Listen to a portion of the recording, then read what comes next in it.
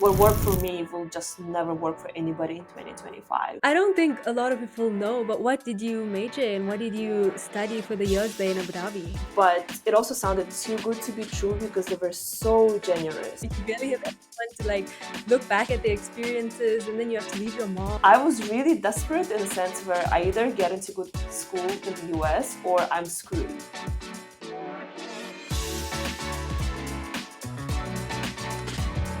Welcome back to Passports and People. Today we have a very special guest with us, NYU alumni and founder of Borderless, the amazing business that we're collaborating with, Veronica Lee.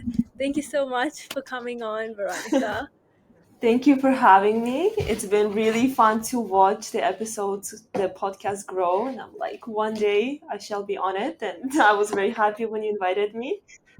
I thought it would be a good episode. I think people find it really interesting, especially since like on your personal account you've been posting like your overviews of every month of your startup. So I think answering these more tedious questions might grab a few more people's attention. Yeah. Sure, yeah, I'm excited because I feel like I talk a lot about colleges and applications, but not many people Yeah. know more Now about we my can own know your experiences story. and how I Yes. got here. Yeah, so maybe Yeah. it's time because sometimes you don't Yeah. want to talk about yourself. You're like, oh, like I talk too much anyway. So it's nice to have somebody ask you questions in a The more questions, structured yeah, way. exactly. Okay, so to start off, tell us a bit about yourself. Where did you grow up, and how did you come to decide that you wanted to then go to NYU in Abu Dhabi and not just straight to the US? I will start with a disclaimer that a lot of things that I have done are actually against the advice that I give. So that is just putting it out there. So I was born and raised in Tashkent, Uzbekistan. I came from a single parent family. It was just me and my mom. I did not speak English until 18, maybe 17 years old because I did the first 9 years of schooling in like a Soviet Russian speaking school. It was called School Number 300. And the reason I went there is because it was 5 minutes walk from my house. And that's just how you chose schools at the time. Through a lot of very strange circumstances, I ended up going to an IB school in Tashkent. It was called Tashkent International School. That to me was maybe even a crazier step than going to NYUAD because that school was a different world. It was Yeah, how was insane. the shift from then like to the normal school to then this international curriculum? Because IB is very intense. Crazy. It was so intense. I thankfully joined in 10th grade, so you could do the NYP, which without it I would have not survived.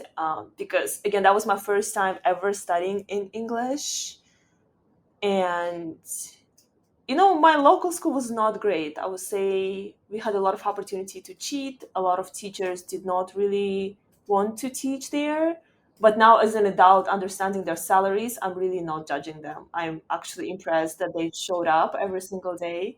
Yeah, it's like I really have no beef with my old school, but it was not the most intellectually stimulating place. And so when I went to the IB school, I felt really pushed to the uttermost limit of what I could do because you have to study in English. And then I took math and physics and all these very difficult subjects. And then I was starting to learn about extracurricular activities. And I also had a situation where with the diploma of that high school, I was actually not eligible to apply to any of the local universities in Uzbekistan because curriculum is so different. So my only options were you either go abroad or you could go to some of the like international universities back home that were way too expensive. So I was really desperate in a sense where I either get into good school in the US or I'm screwed. And when I Yeah, screwed, I because mean screwed. Like I have yeah, no because you couldn't option. afford exactly, yeah. Yeah, and so it was really stressful in that sense because I wanted to go, but also my mom was like, "Hey, what are we gonna do? Like, don't make me, sell my kidney to pay for your college." So I really felt like I had to make it work, and maybe that's the reason that I eventually did. Right. But yeah, so that school, I would say the first few months were absolutely shocking, and I would say that was a lot crazier shift than when I went to NYUAD because just something about that school, it's a different campus and you're surrounded by foreigners. A lot of them were very wealthy, which to me that was the first time I've seen wealthy people in real life, if that makes Yeah, sense. right. I know what you mean. Because yeah, I remember watching on TV. There was this like American reality TV shows where like you would see 16-year-olds having cars, and Oh, to me that was yes, so insane. exactly. Yeah, and then you go to that school and you see people being driven in their personal cars with Driver drivers de when they're chauffeur, yeah. 16, and it was so crazy. And I used to go on this local bus. It's in Uzbekistan. It's called marshutka. It's like this mini bus, and I was so embarrassed. So with marshutka, you can ask it to stop at any point, Yeah. and Okay. it would pass directly by the school. But then I was so embarrassed to ask it to stop right by the gate with all the other cars. So I would actually ask it to stop around the corner, and then I would And then walk you would from walk, there. So yeah. like nobody would see in Could which see. vehicle I've arrived. Yeah, so there was a lot of that, very just so many culture shocks, even though I've stayed in my country and I Especially still the slept in language my house. barrier. Yeah, it was At intense. that It was age. really hard to make friends too because like I felt like I couldn't express myself in English and I was not Exactly. funny or just interesting. I had such Yeah. basic, like robust way of Knowledge of speaking. English, yeah. It was a lot. But then it got better and it got better really quickly. So then, like you said, in the before you started telling your story, you said that the way that you did it before, obviously now the reason that you're so amazing at giving counseling advice is because you know what not to do. So how have you seen the process and like the application change from when you first applied to now? Because it's been a few years. Yeah, it's been actually exactly 10 years. So I have applied to colleges in 2015 when I was 18. Yeah, and I'm 28 now. So it's been 10 years. A lot has changed. I would say, especially for my region, because at the time, my school was the only IB school in the whole country. And I would say maybe the only even international school. We had, like, I was really lucky to be at that school. I was also there on a full scholarship. If people wondering how I was able to go. And just the fact of getting into that school put me in top 0.1% of any student from Central Asia. It was equivalent of winning an Olympiad because again, nobody else had such access. And within the school, we had a lot of really amazing resources. We had extracurriculars. We had a really good college counselor to whom I owe my acceptance. He has helped me so much, like so much. And so, you know how I tell people that in your application, you have to have something that makes you stand out. So for me, actually, what made me stand out is the fact that I was at that school on the full scholarship. Like that was kind of weirdly enough. I mean, I studied really hard. I had really good grades. I mean, not my predicted were 39 out of 42, which is I would say pretty good given I did math HL, physics HL. I took really hard subjects. So my whole story was about making the most out of that incredible opportunity that I got. Yeah. So I was in many clubs, I had leadership roles, I had good grades. I did the SAT. Also in my time, I feel really old, but we had SAT essay. And then that's the one where you Oh, do on paper and you fill in the circles. oh, I don't right, know if right, right. Yes, people yes, watching yes. it see. I think I've seen them in movies. Yeah. Yeah, so that's what we did. And it was out of 2,400 because the essay was 800 points. Right. Okay. So I did that. And then we also had SAT subject tests. So I did math one, math two, and physics. So, I truly tried to do everything. And I would Yeah, say you really nothing tried your was best. so over the top crazy. But overall, I really do think I came across as somebody who, one, has the character to like pursue all these things, but also can Yeah. excel given what she has. And I would say for the better, what happens now is that just being at the school is not enough because in Unfortunately. Uzbekistan alone, yeah, we have some really amazing schools that have opened up and they teach AP classes, they teach in English. We Yeah. have some really good like lyceums or colleges, and so overall, the level of access to these things has increased a lot. So now you got to do more, but also You you gotta can do. do more. I think it's amazing. But yeah, I would say that's the biggest shift that I see where what worked for me will just never work for anybody in 2025 just No, right. because Yeah. abundance of these Yeah. opportunities that people Yeah, have it's on these become very schools. popular. It's become very well spread, which is great because now everybody gets like a really good opportunity for education, and then also they get to really showcase what they want to do by those Yeah, extracurriculars and everything. exactly. Yeah. Exactly. But competition is tough. Like, I feel like people are, I mean, I don't know if I feel that just because I'm older and I kind of care for younger students, but I do feel like there's a lot more stress. I mean, I was really stressed in my time. I was so stressed because, as I was telling you, for me, it was kind of a matter of survival. But these days, everybody's so stressed. And sometimes I think it's just, they feel so much pressure. And I think, again, because there's more competition, because more people want to go abroad, yeah, and TikTok was not a thing before, and now everybody's posting their essays and their acceptances. So I And it's think comparison and everything. exactly. So I would say mentally, it seems harder now Yeah. just to stay sane and happy, and that's one of the things that I really hope we can help people with Help with. through Right. Borderless and podcasts and anything. But I, yeah, I think just mentally, people are having a harder time now, Yeah. as compared to in my time, because in my time we were so few people who applied, we were all friends, we didn't really compete because there's like, I think in my school, so we were four scholarship kids per year at that school, and the three kids were on full scholarships and one was on a half scholarship. And so these three girls were the only people who I knew were applying abroad at the Right, same time as exactly. me. In the entire school, yeah. Yeah, and Yeah, that's I didn't know interesting. anybody on the internet. So my competition was like these three girls that I love very Yeah, much. in So your it was mentally such a that was it. Yeah. friendly.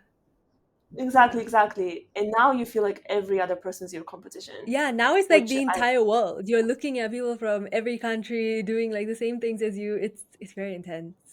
yeah, it's quite intense. And so especially nowadays we're entering September, really the best thing that people can do is just shut down the noise, because it's Yeah, never gonna end. Like, it's there not will helpful. always be this content. And I think now we're only like a few months away from the application deadlines for US, and I think people just need to lock in and And know focus on that themselves. they have an Yeah. interesting story to tell. They will be evaluated in context, and they just have to do their best with whatever they're Yeah. given. So everybody, like, let's lock in. Yeah. Block TikTok, block Borderless. If you do that and it helps you, I don't mind. But Truly. it doesn't stay, you should stay off. So then coming to those last 2 years, you said you had an amazing counselor. What other universities were you then looking at to apply to? What was his guidance to, okay, you've been doing these extracurriculars, this is your grades. These are like the universities that you possibly have a chance of getting accepted into.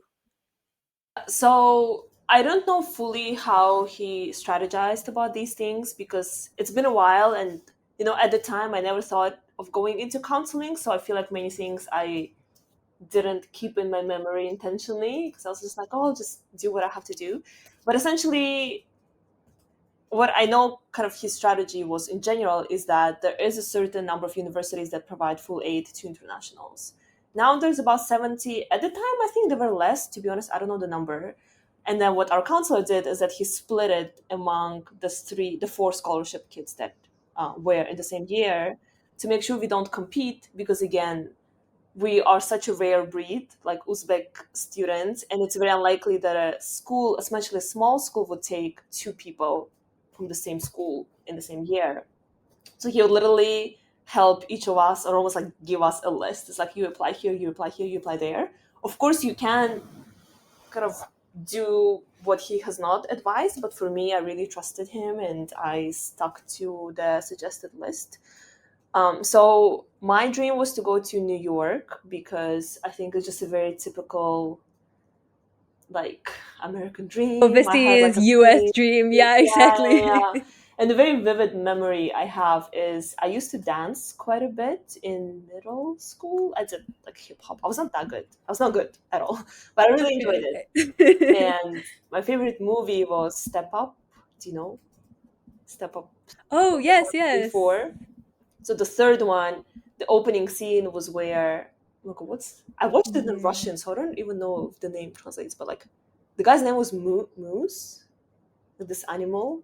Anyways, there was this main character, at least in Russian, his nickname was Moose. And then he would dance in Washington Square Park by NYU. And there was this whole Oh, segment yeah, of yeah, NYU. And I think that's when I was like, oh, what is this place? And I learned that that's NYU. And I think at the and your time I was like research, yeah. 10 or something years old. And so I think that was like the beginning of my little seed of I want to go to New York. That's so cool though, that, like, your dream came true and you got to Yeah. go there. Yeah, it's such a full circle moment. But we knew that NYU New York did not provide full aid at the time. Actually, they only started doing it 2 years ago. And so the option that I had was NYU Abu Dhabi. And at the time, I had no idea what that is because also it was such a new school where I think when I applied, they had two graduating classes only. So the oldest alumni was 24 years old. And the danger here is that you don't know if this education gives you anything, right? Because you have no track record of what are these people getting jobs, are they successful? So it was a bit of a like gamble, but it also sounded too good to be true because they were so generous. They literally threw money at you. It was ridiculous. So that was on my list, and I really wanted to go there.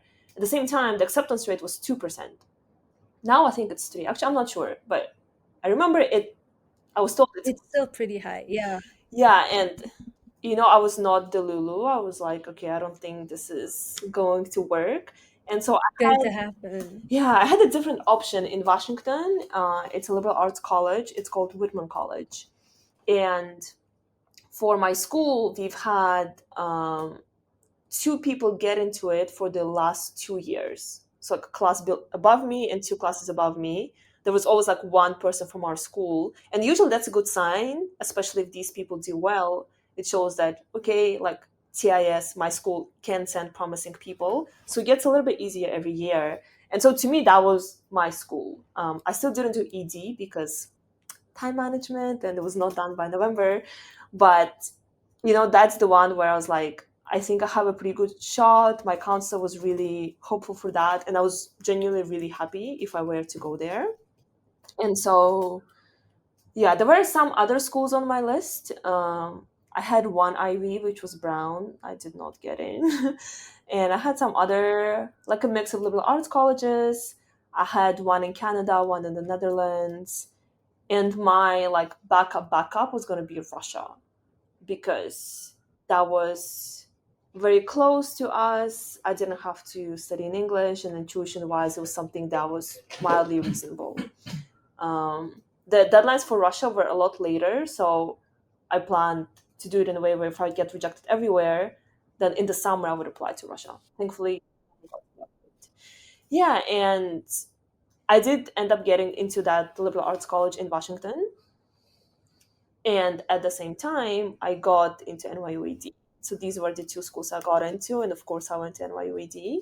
But honestly, did not expect that just because 2%. Like the other liberal arts college had acceptance rate of 30 something percent. And at the same time, if you count like international acceptance rate with full scholarship, it probably drops down to around 2% as well. But at least on paper, I was like, okay, I have a reasonable shot here. But then when NYUD came through, it was very unexpected. But here we are. So then, you get in to NYU Abu Dhabi. You said you single parent. You now have to leave. How far is Abu Dhabi from where you were? What was the time difference like? 'Cause this is like the first time, and you, like you said, there was only like 3 or 4 people in your school who would actually like apply to abroad. So it wasn't like a well-known thing. So that must have been really overwhelming. Like you barely have anyone to like look back at their experiences, and then you have to leave your mom. To be honest, here it was a really positive experience overall. First of all, it was not that far, so we did not have direct flights, so I actually had to go through Moscow, and I had like a 9-hour layover. But if you go from Dubai, it's about 3-hour flight. And the time difference, I don't remember now, but it's a few hours, so it's really not that bad.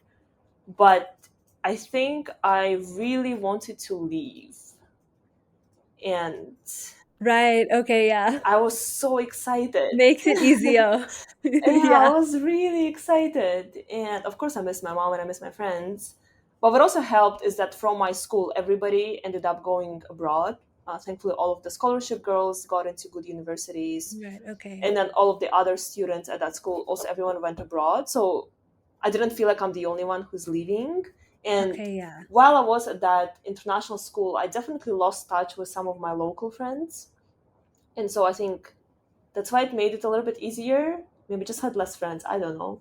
But I was genuinely in a very good mind space where I was like, I'm so ready to go. I'm so excited.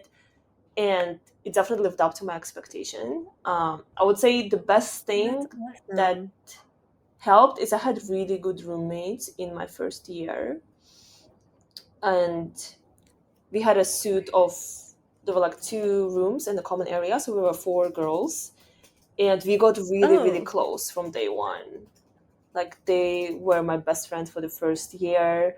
We had so many parties and sleepovers. We would study together, and I think that really made it feel like home. I would say almost within the first week, which I know is ridiculous. It's like a new country, it's a new dorm, but I really yeah. felt like And I'm it's home. that's so amazing, though. Yeah, so I really did not have, more of the typical struggles that I'm sure a lot of people go through, and it's very normal. But I was not Yeah. homesick. In fact, when I had to You got leave, lucky. Yeah. You got I was so lucky. really. Yeah, when I had to leave after the first year, I had to go home for the summer. I was like, I don't want to go home. Like, this is it. Like, this is my Yeah. I know the place. feeling. Yeah. So honestly, I had such a positive first year experience, and overall was amazing. But I really don't have any painful stories to share because it was amazing, and I'm very Oh, grateful that's to my that's really good. friends. Yeah. It gives, I think, everyone a bit of hope, because you do have some people do find it harder than others, but then you have a few people who like absolutely like just flourished with the experience. Yeah, yeah, and it gets better even for people who struggled a bit in the first year. I would say maybe I can relate to my high school because when I came, how I was saying in the beginning, I couldn't even talk to Oh yeah, people you because it said was it so was more awkward. difficult. Yeah, Yeah. but then by senior year, I really felt very connected to the students. We were some, like, we were really good friends. We would do sports together, and then I think it's every single year throughout the 3 years, it's been getting better. And so I Oh right, think yeah, okay, people okay. might feel the same with college, where it definitely gets better. You just have to find your people, Yeah. and Find the right mindset as well. exactly, yeah, yeah. But also, if you really don't like it, like leave because, sorry, I'll just say, Yeah, yeah. If it gets that bad, then you yeah, like can. you're not obliged to stay there. And I have, there were people who left, and I think they made a very good choice because they ended up going to For different them, yeah. schools or even different countries, and I'm really happy for them. Oh, I don't think a lot of people know, but what did you major in? What did you study for the years there in Abu Dhabi? That's very different than my current line of work, but I majored in mechanical engineering. I was very into Yeah, STEM. when I first found that out, I was so shocked. I was in a little bit of disbelief. So how was that? How was the campus? How was the teachers? Because you said going to NYU in Abu Dhabi was a bit of a gamble because you didn't really have that much of like history of the campus of how well the professors were and how well the alumni did. So then how did it actually turn out to be? Yeah. So overall, definitely very positive experience, and I ended up working as an engineer for 2 years at two different companies. So I was very intentional about doing engineering. It was not like a random thing I chose. When it comes to classes, it was really hard, really, really hard. The first year was difficult because the way the program was structured is that you had to take what's called the Foundation of Sciences. And it's a very intense class where you take biology, physics, and chemistry. And you have, I think it was like a 9 a.m. lecture every single day, and you have labs every week. It was really intense. And then it just got more difficult as you move on to harder subjects. Yeah. Professors wise, to be very transparent, some were amazing. Some were, how did you get a job here? Like, I don't know. And at some point, I realized that's just the case at every single university, even if you go to the quote unquote best engineering school, there will Yeah, be you'll people find some who, that you just don't mix with.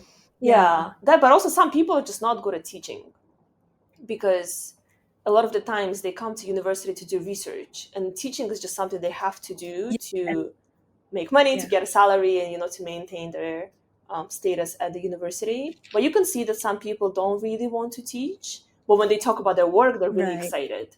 And so Yeah, exactly. that's just what it is. I do think now it's even easier to do self-study with the ChatGPT and a lot of other very amazing tools, which we did not have back then. So yeah, some classes I really enjoyed, some I barely passed. So it was a roller coaster, but overall it was a very tight schedule. Maybe that's one criticism I have, is no criticism, but just something people need to know, because it's still a Yeah, liberal arts school, so you also have to do few right. classes in unrelated areas.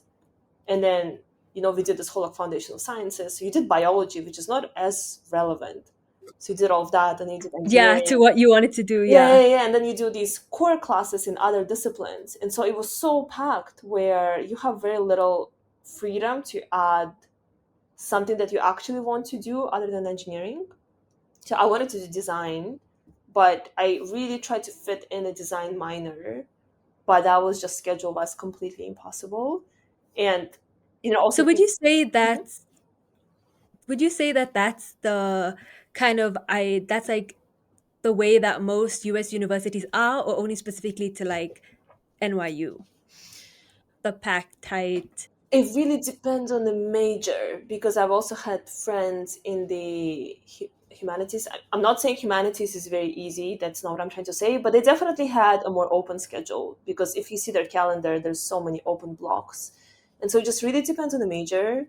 And even computer science is less packed. I would say engineering is known to be the most difficult slash just packed with classes. Yeah. And something I was going to say is that there is this opinion for liberal arts colleges that you can just change your major at any point. And something that I want to say is that you could go from engineering to a social science, because again, social science has a lot less requirements, so you can play around with your schedule. But it's very difficult to switch into engineering further down the line, because if you're not taking that math and biology in first year, you just can't fit them in later. And you know how the course works is that you have to pass one course to be able to do another course. It's like linked. And at small schools, sometimes a course is only offered once a year. So if you skip spring, you can only take it next spring. And because you didn't take this one, you can't take the next one. And then you actually can't graduate on time. And so if you want to do engineering, you actually got to commit to it from the very beginning. And you can't be like, oh, I want to do engineering in year three. That's just, I don't think that's possible. And I've never seen that being done. So just disclaimer about liberal arts schools. Okay, and then since engineering so far off of Borderless, you then went into this business field. When did the idea of Borderless come to mind? Was it during your studies there? Was it kind of after? Because you said you did work in engineering for 2 years after. Did it like when was the moment that you realized, oh, I could do this and like actually make it a thing? So it started with an Instagram blog, which I started with my friend who was an international student from Kazakhstan. And she was talking to me about how there is no admissions information in Kazakh or in Russian. I don't remember. It was available in English, but not necessarily local languages. And so me and her started blogging about admissions in Russian. At least I did it in Russian, because that's the only other language. That's my native language. And at the time, Instagram was very simple. It was just a square photo and the caption, and that's as far as it goes. So it was also kind of easy to do, where now it feels like you need to have so many skills to even do social media. At the time, it was quite simple. So I'm kind of grateful to have seen that period of internet where it felt a little just easier. And Yeah, I think every social media platform is like trying to copy each other. They're I all know. trying to like be the same. It's not, Yeah, there's no yeah, individual. yeah, yeah. At the time, it was actually to connect friends. That was what Yeah, Mark Zuckerberg it was just says the Instagram. idea Yeah. was, and I felt it at that time. Now I do not anymore. But anyway, so I started with the blog because, again, when I went to NYUAD, I was the only Uzbek in my whole class of 2019. There were quite a bit of Kazakhs, not a few. There were some like Russians, some Ukrainians. I was the only Uzbek, and you were like, "What the hell?" There's not any smart kids in your country, and like I have seen these really really smart kids who I know deserve the spot. They just weren't at my IB school with my counselor and my resources.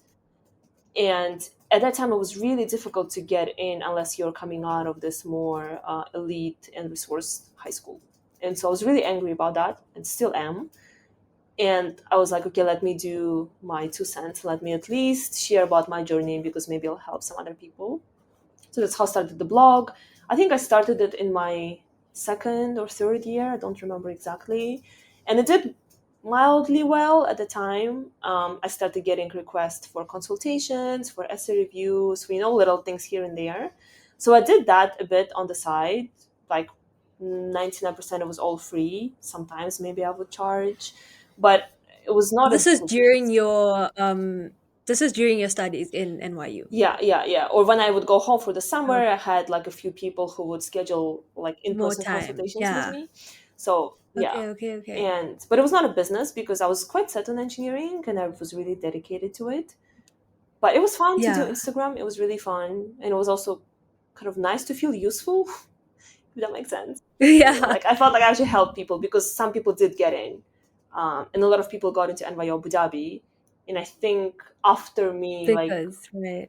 yeah, almost every person who got into NYUED from Central Asia, they either directly knew me or they at least read my blog. That was the Followed fear you. that I Yeah. get, which was pretty cool. I really felt like I could help people. So that was the very beginning of Borderless, Beginning. and So then then what was the first real steps you took to then create it into like a real business? And when was it in the timeline of graduating and then like working in engineering for 2 years? so I think we started it in 2022, I believe. That was a few years into working. That was also peak COVID time when you kind of have more time Right. on your hands and you start thinking about life. And, I think a lot of the social aspect is sucked out of your life. So then you just have more time to think about what you want to do. And me and my co-founder Shun, we talked a lot about what we want to do in the future and how I think also at the time I started to realize that maybe engineering is not the most exciting future for me because I remember looking at the people at my company who were all a lot older. Like I was the youngest engineer and most people were above 30 or even above 40, and they were amazing, like really smart, very intelligent. They were very excited about their work, but I think just seeing people in their 40s live that life makes you realize that that's not necessarily You didn't want that. what you want. Yeah. Yeah, and I don't want to say it in like a bad way, like their life is not great. I think they have a great life, but No, no, no, no, no. Yeah. you know what I It mean. wasn't your passion. You didn't feel like, yeah, Exactly. And I think also because I was at a small startup, like I'm pretty sure if I worked at Apple and I saw senior mechanical engineers at Apple, I would feel like it's an amazing life. But for me, I was at a Japanese startup that was quite, they were not super crazy successful. They were like a normal startup that did really good work. And I was really happy to be working there. But again, when you see these people, you're like, okay, maybe there's something else that I should pursue because if my end point is not this, then my path should also not be this, right? Like I can't expect to stay this job and then have a different outcome. Yeah, it makes no sense. And so then, kind of basic internet research tells you that to have the freedom and to have the most exciting life, you need to do entrepreneurship, which is now I have so many arguments against that idea of what your life actually looks like. But maybe it was good at the time that I was a little bit under what's what I'm looking for, uninformed about what entrepreneurship is actually like, where I kind of only saw the positives and I was like, oh, that's so fun, I should do that. And so I think a little bit of that delusion actually gets you started. And yes, me and my co-founder, and I remember he was asking me, he was like, oh, if you were to do business, like what would you do? I was like, well, I've been doing this blogging for, at that time it's been 5 to 6 years, and it never went anywhere. I'm like, I don't make much money. I helped a few people, but not enough to really feel like I'm making a difference. And I think that was the time where we are like, okay, if we actually want to do something about this, it cannot be a freaking Instagram blog. Like, that's not enough. Like, it has to be a full platform, a company with thousands of users, like hundreds of employees eventually. And so that was like, he was the one who really kind of pushed me to make it a big thing. Yeah, because he was like, well, you're not going to fix anything if you just spend like an hour a day on your little captions. Like, you can't move the needle with this amount of effort. So if you want to do something about it, like, let's actually go all in and let's give it a few years. If it fails, it fails. We'll do something else. But at least you won't regret like not trying, which, I really appreciate. um, and yeah, and we've started. It did not look at all like what we expected. It was a lot more painful, slow, and just but also really fun in ways that I did not expect as well. When starting to build it, what was the first thing that you started on the website? Yeah, so we had one idea that we wanted to test, because with every product you need to have some belief. Like, you can't just Yeah, like put random thing and hope it works. Like, you need to have a sort of thesis. And so for me, the thesis was that people want to learn from other people, because I knew right, that people related to my story. But again, if I looked into my audience at Instagram, they were all Russian speaking, like Central Asian students, because they could relate to me. And then I was like, okay, what if I do that, but then we show every other nationality in every other case? Because Africa students would relate to Africa students, right. and Okay, Latam people would okay. relate to Latam people. They won't relate to me, and they Right. shouldn't. I'm not one of them. And Yeah, so that was the thesis of like, how can we inspire people to study abroad through other people's experiences? Not me teaching them, not your counselor telling you what to do, but really by being like, look, this dude from your city is at Harvard. If he did it, you can do it too. And I think to us that you can do was it too. the main, like, I think that's something that actually makes you act. Idea behind it. Yeah, exactly, the Yeah, main idea. Because on TV, every time you see successful people, you're like, oh, this American kid went to space. It's not that you think you can go to space. You're like, it's a different kid. exactly. It's not the same. Yeah, but if you hear that, oh, Malaysian girl went to space, you'll probably be like, maybe, maybe there's something here. Gives you a So bit more hope. Yeah. exactly. And so that's was that idea we decided to build a website with admission stories. And it was completely free website. I mean, it's still free right now. And what I started doing is I would reach out to all of my friends or friends of friends and ask them to write articles on the website, or I would interview them like the way you guys do right now. I did everything by Yeah. myself. And so the first few months was just this content generation side of things, where we're like, okay, let's test this idea and let's see if we have stories of other people, would others read it? And that turned out to be true, and that's how we continued to grow. It kept going. Yeah. And then throughout growing, what was like the most challenging point that you reached? Like, I'm sure there was a point. Well, actually, I'm not sure, but like, I'd assume that there was a point where you hit a place where you maybe thought that it wouldn't do that well and like it got frustrating. Just like the biggest challenge that you got throughout the like growing phase. I know you're still growing it, but like in the beginning. Yeah. I mean, honestly, there's so many. I don't think we had like one very big failure, like, your co-founder leaves or you get sued, or like, we didn't have anything major. But I would say for us, it was definitely the financial stability that was extremely challenging, because as a business, if you don't make money, you die. Like, you can't pay yourself a salary, you can't grow. Like, it's not going to work. And I think for us, because we are in the education space, we work with students who oftentimes have no ability to pay for anything, or that they don't have cards. So for us, like, figuring out how to monetize and how to actually make it sustainable was very difficult, and still is very difficult. And I think it was very annoying where you know you have all these ideas, but then you also know if you run out of money in 2 months, you'll have to quit and do something else. And so living with that thought of you have this deadline by which you need to figure things out, that was pretty hard. But honestly, something I would say, like, what happens right now is that something's always good and then something's always terrible. Like, if you ask me, depending on the time of the day, I'll give you a different answer. Because maybe, like, we made this new cool feature and I'm really excited and I think it's going great, and then half an hour later you get some email where some investor is like, oh, your business is trash, so you feel bad. And I think within the day it really changes.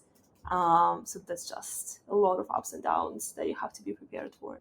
And then now you have, it's actually so amazing hearing it. Like you have people working with you and for Yeah. you from like across countries. So now what's the biggest challenge like having a startup in between multiple countries? Yeah, I would say what's hard is maybe understanding what it is that you have to do, because at our stage, you have usually multiple directions and multiple projects that work at the same time. Like, we have the same admission stories, but then we also have our AI powered guidance app, and then we also have the mentorship services, and we have the consultations, and then we are also expanding to non-US admissions. And as you know, we now partner with universities in the UAE, and then we have the social media. So there's so much that's going on, and it's getting pretty difficult to prioritize because not everything will actually move the business forward. And sometimes, especially for me, I tend to do things that don't matter as much. Like, for example, I would actually design one Instagram post for 2 hours, and then I'm like, this is waste of time. Like, that's not what I should be doing. I should be calling universities, or I should have made like 10 videos within these 2 hours because they would get more views than this one image that I'm trying to do. And so really figuring out what to do and also staying focused, because also when you get to a certain level, you get a lot of requests, or a lot of people want your attention. People want to interview you, they want to talk to you, they want to be mentored by you. And I have this both on the student side for admissions, but now on the business side as well. And so not paying attention and being like, I will actually not reply to anyone for 3 days because I have this important task to do. It's pretty difficult for somebody who is a people pleaser, which is myself, and I want to be so nice to everybody. Yeah, and so I think I'm learning to just be like, yeah, no, I won't do it. Like, I won't meet you, and I will not check your essay because I have no time. So you either need to pay for my time, or you need to look for another solution. And so it's like, you know, it's not very comfortable to say no to people and to opportunities, but you have to do that if you want to move forward, because you need to work on things that actually matter, and like replying to DMs is not one of those things. So that's been my mental work these days.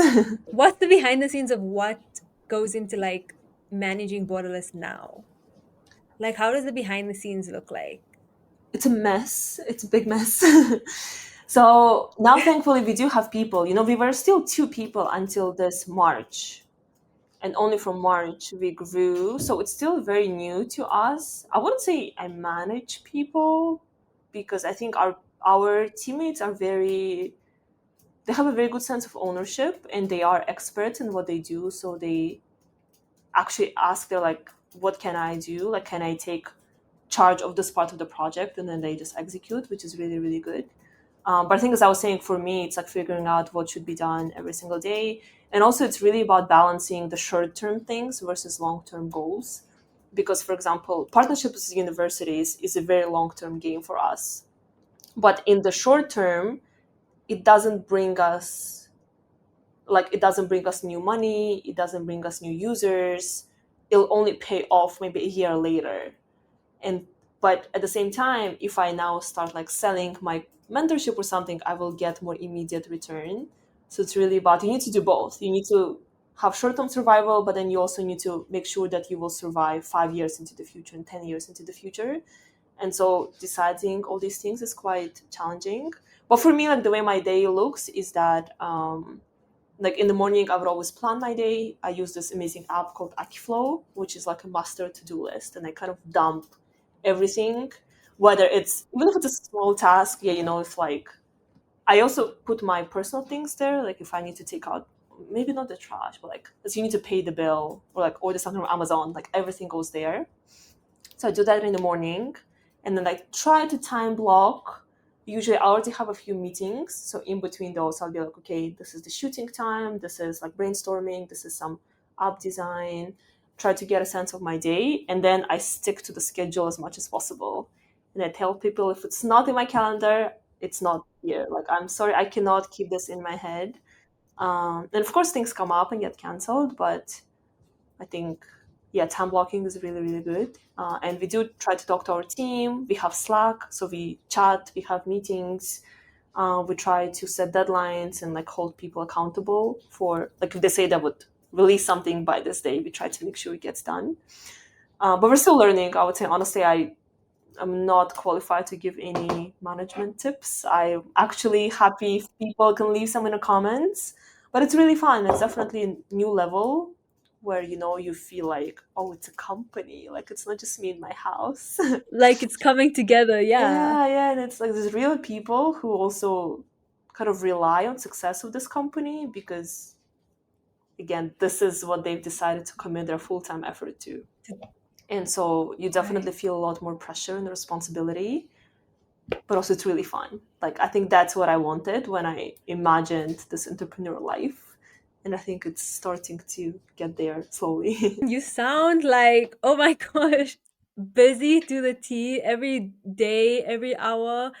Has it kind of taken over your life, or do you still try to make sure that you have that work life balance? Or is it now at this point of like the business, it's like just giving your all, like your weekends and everything?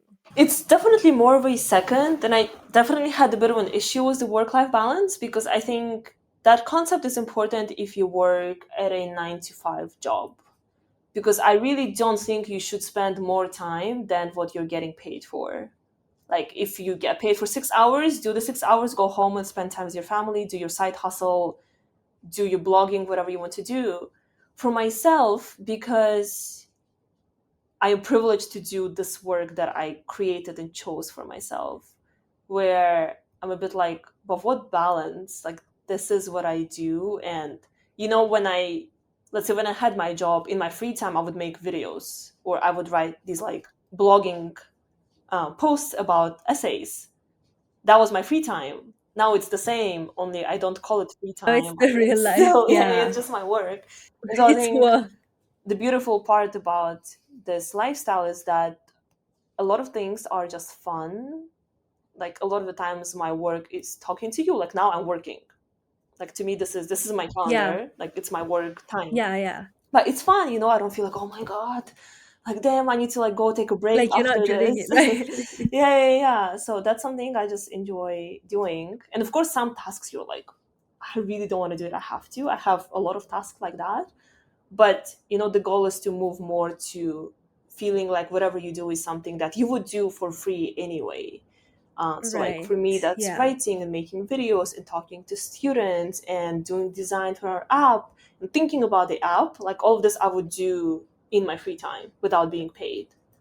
Only I do get paid, so it's even better. No, And I still of course I try to leave my house. I try to stay active and be in touch with my friends, but I really don't think of like, oh, I work too much, I need to like do something else. It's maybe I haven't left my house in a week, so maybe I should go outside. Or I haven't exercised, maybe I should exercise. So it's a bit more about the very specific things that I lack for a healthy lifestyle. But overall, like, work is play, and it's really fun. that's awesome. Yeah. What's one thing that you wish you knew then at the beginning of the journey? Now that you're like, how many years in are you from starting it? Right, like 3 ish, I think. I mean, if you count the blogging time, it's like 8 years or 10 years, but That, yeah, but like the serious around 3 years. serious about 3 years, yeah. So then what's one thing that you wish you knew at the beginning of that like journey, like taking it serious, I'm gonna turn this into a business mindset? I would definitely say that things take a lot longer than you would expect. Because in the beginning, I have watched so many videos about startup founders, or I read these TechCrunch news, and every header would say, like, a startup by 18 years old raised $5 million, or like somebody, yeah, got 10 million 3 months into running their startup. And I genuinely felt like that's what it is. I'm like, oh, if I just have a good idea, I'm gonna be a millionaire in a year. And that's just not how it works. Like, absolutely not. It's such a, like, you see 0.001% of companies who make it to TechCrunch, and majority take really long. And even if you start like looking into successes of companies that you love, like Notion took 10 years to actually be the Notion. And they ran out of money twice, and the founder had to borrow money from his mom twice. And that's something that you just don't know unless you do a bit more research. Like, if you just look up Notion, you'll get the million users, na na na. Yeah, yeah, but if you read a bit more, you're like, whoa, it was actually a really difficult journey. And so, yeah, something I wish I knew is that just how long things take. And I mean, maybe one in a million startups does take off just like that with no effort, but that's just not the reality for the rest 99%.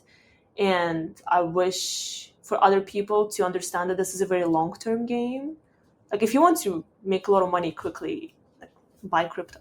I'm not, to be honest, I don't know. Maybe, I don't think there's a cheat code to that. I mean, if it were, we all would have been rich. And so I think anything, when it comes to building, if you want to build wealth, if you want to build a business, if you want to build a community, it takes time. It takes a lot of time. By a lot, I mean years.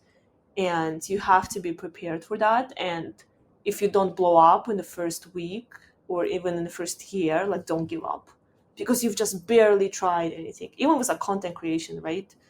Like, very unlikely Yeah, your first video will blow up. And it doesn't mean it's bad. You just have yeah, to keep going. And because most people don't, that's why so few actually do become successful YouTubers or do yeah, investors or startup founders. And I think to be able to do that, you have to genuinely enjoy the journey. Because if you're only here for the followers and you don't get these followers in the first month or the money, yeah, you would quit, right? Because you don't have this internal desire to actually work on it. But if you do, which is the case for me, that just extends your patience by tenfold. You're like, okay, okay, I'm still gonna do it because fundamentally the problem hasn't been solved yet, and I want to be the one to solve it. And so the way you're just, like, a good advice I was given is you have to be um, impatient with actions and patient with results. And I think it's a right, really good okay. mindset. Like, if you have an idea, you're like, I want to do podcast, do it tomorrow. Like, write a first script, make a logo tomorrow. Like, don't sit on it. But once you put that first episode, be patient for it to Be take off. patient. Like, don't expect it to blow up. And I think that's a mindset that I, sometimes it's hard. You're like, this video, this app, Yeah. like, what the hell? But long term, that's the framework that I try to have with business. Okay, and then last question, other than being patient, for anyone that is then hoping or wanting to start a business, whether they are a teenager or in their 20s, what's like, other than being patient, some advice that you could give if they have started already or if they're beginning to start? Yeah, one is definitely, as I said, you have to care about the problem and the customer or the user that you're trying to serve. Because at the end of the day, I think we're trying to build businesses to help people. I think making money is the byproduct of building something amazing. But fundamentally, we're trying to help people. And you have to care about the people that you're trying to help. And of course, you have to set boundaries. As I was saying, like, it doesn't mean I'm going to reply to every DM that I have no time to build the business. But fundamentally, I really care about the people who are using our product. So you have to care. The second one is probably you have to be surrounded by people who are also doing interesting things. Because as I was talking about focus, I think a very big enemy of focus is other people who are pulling your attention. And if you're always invited to different things that maybe you don't want to go to, or I don't know, like, if you're pulled into all these directions and all these activities that not necessarily aligned with your business, you just will not move as fast. Because for us, like, I do work most weekends. I don't really go out much. I don't drink barely, and it's a choice. Also, one, I don't enjoy it, but I'm pretty sure if I was, if my friend group was people who would go out every other day, I would probably go with them. Yeah, because it's like you can't resist it. So you have to surround yourself with other people, like your co-founders, your teammates, and your friends who are also doing interesting things, so that when you do spend time together, you make sure that you're all working on your goals and not kind of doing things that don't necessarily serve you. Um, then I would say definitely try to build a personal brand. I think that works for most industries. I mean, most because I don't know if you want to do some like nanotech bio company, maybe you don't need to be posting on Instagram. I don't yet see how. Maybe I'm not sure. Maybe LinkedIn. But if you're talking about students, I feel like a lot of the companies are more consumer facing, where it's for the friends or other students. That way, I do think being on the internet and having a presence is quite important, because right now there's so many different tools, and with AI you can create things really fast. You can make an app in a minute, but how do you get people to use the app?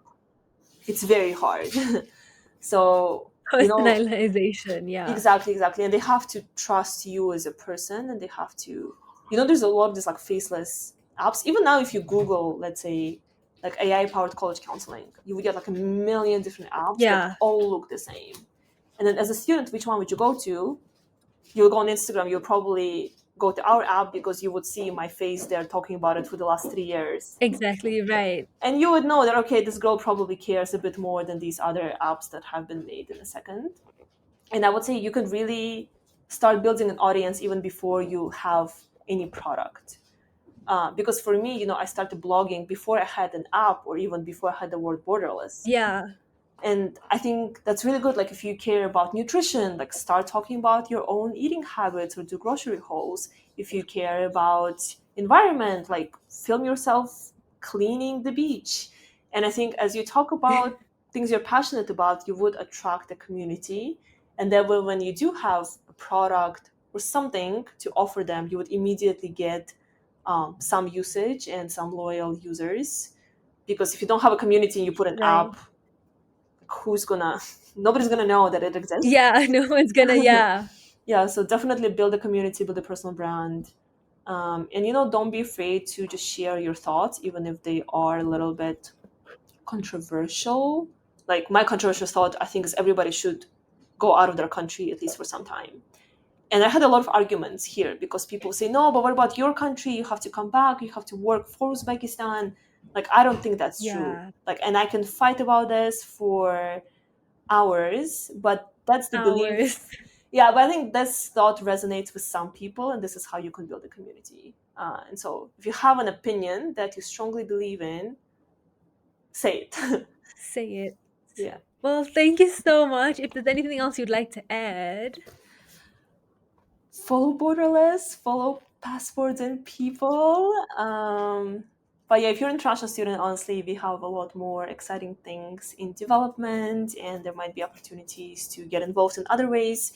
So yeah, let's just stay in touch. And truly, if you want to go abroad, there's so many ways to do that. And as I was saying, I do think everybody should go out at least once in their lifetime. And I hope we can be part of that journey. So thank you for listening, and thank you for these amazing questions. Thank you so much, Veronica, for joining. I really appreciate it. And then we'll see you next week. Thank Bye. you.